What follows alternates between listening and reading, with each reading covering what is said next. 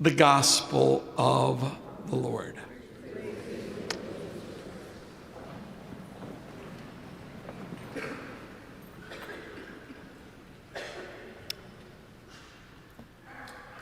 I want to begin today by telling you a little something about my father. My father was a very good dad. I was blessed to have a wonderful relationship with my dad. You know, a lot of the things that I most enjoy in life, sports, music, you know, he passed those passions on to me. My dad, however, died at a fairly young age, 57. The technical cause of his death was complications due to bladder cancer. That's part of it. But I often say when I speak about him that as much as he died from bladder cancer, he died from foolishness. Let me tell you what I mean by that. You know, my dad, throughout his life here and there, had issues with his kidneys. He didn't inherit the best kidneys in the world. And I would say about maybe 2-3 years before he passed, you know, he started getting very frequent urges to go to the bathroom. And they became more and more pronounced. And then those urges, you know, sometimes there would be blood when he went to the bathroom. But of course, he kept this a big secret. He didn't want to tell anybody. He would sometimes stain his undergarments and he would secretly wash them so my mom wouldn't notice. And of course, the reason that he did this is because he was a typical man. Tarzan on the outside, big chicken on the inside. You know, terrified to go to the doctor. Well, listen, things got so bad that he had no choice but to go to the doctor. When he went to the doctor, he had a tumor in there that was the size of, I can't remember, it was an orange or a grapefruit. It was one of those two, too big. And, you know, had surgery, did okay for some months, and sure enough, you know, the cancer just spread, and that was that. Now, I can guarantee you that throughout those last, you know, couple of years or so when those complications began, the Lord was calling him to go see a doctor. The most obvious thing in the world. But he didn't respond to the call. And this is, listen, at some point, like all of us, he was going to go from something, right? But this is what happens when we don't respond to God's call. The quality of our life is compromised when we respond to whatever that the Lord is calling us to embrace. We increase our capacity for fullness of life. And this is the message that we're getting very early on, all right, in ordinary time on this Sunday. It's there all over the readings that we have today. We see how in the first reading, the people of that huge city of Nineveh who were following bad ways, they were leading themselves into a pit of destruction. They listened to the prophet Jonah, who was sent to them by God, asking them to convert, to repent of their ways. Jonah may have been the last straw. God was probably calling them throughout a variety of circumstances to turn away from their destructive ways. Now, they heeded, they responded to that call, and they spared themselves of great calamity.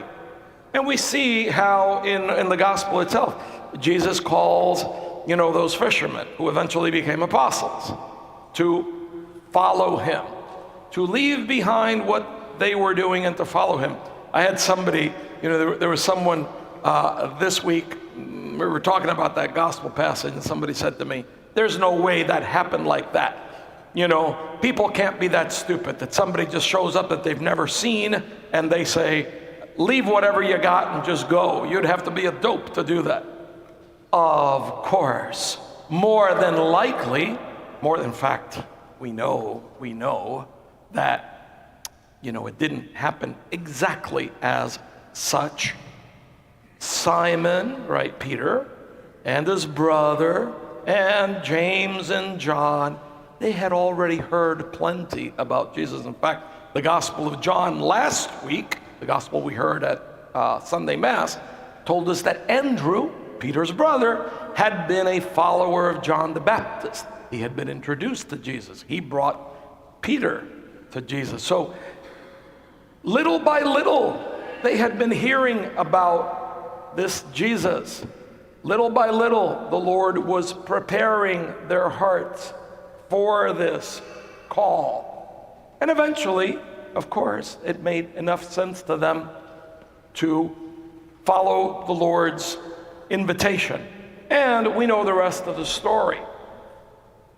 Their lives and the lives of, so many were all the better because they answered that call.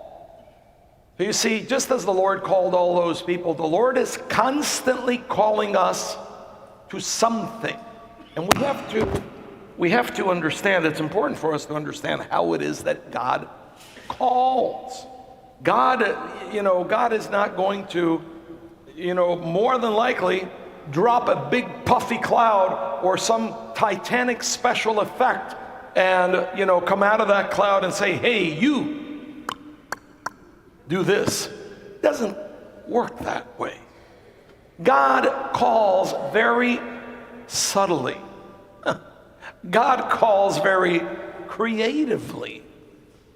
God calls very consistently. I can tell you, every time my dad went to the bathroom, God was probably calling him. And this is how it happens in our lives. I can tell you, my own call to priesthood, every priest gets asked this a million times. What was it that made you become a priest? Was it like an event? Was it a moment? Every guy's story is different. I can tell you, in my case, there was no event. There was nothing dramatic. I graduated from high school. Pretty much from the time I graduated from high school, it was kind of interesting to me that through the years, so many different people that didn't even know each other, would say to me, hey, you ever thought of being a priest? And I hated every time they told me that, because I wanted to get married. I wanted to have a family. And it was constant. It was constant. And I can tell you, I thought about, this thought hadn't entered my mind for years as I was, working on this homily yesterday. I remembered this. When I was in grad school, girlfriend I had at the time, one day, in the middle of a conversation, all of a sudden she said to me, stop talking to me like that. I said, what do you mean? What are you talking about? She said, stop talking to me in that priest voice of yours. And I remember thinking, man, this is weird.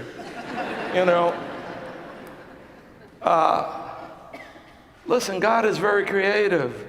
Eventually, I can tell you, this is just me. The more I dated, and listen, there were some women that trust me, I could not have done better. I had friends of mine saying to me, you dope, what are you waiting for? She's willing to put up with you and you're not getting any prettier, That lifestyle for me just wouldn't work. The more I got to know myself, the more I realized that. And the more I got to know what priesthood was really like, eventually I worked with some priests that they were into the stuff I was into. They were into, sports and rock and roll, and they looked like they were having a great time. And I remember thinking at the time, geez, maybe I should look into this. If these guys that share these common interests look so happy, maybe there's something for me here. That's how my call came about, or that's how the Lord invited me. And it's not very different with us. Now, the Lord calls us to a whole bunch of different things. at different moments in our lives. But the point is, are we attuned to God's call? Are we aware of how it is that He is calling us? And most importantly, are we passing up the opportunity to embrace greater life, fullness of life, a greater direction towards fullness of life? As we journey on through ordinary time, may the readings this Sunday help us to reflect on what it is that the Lord is calling us now to do in our lives. Let us be aware of the signs of His call. Let us not bypass the great opportunity before us, and let us follow where He leads.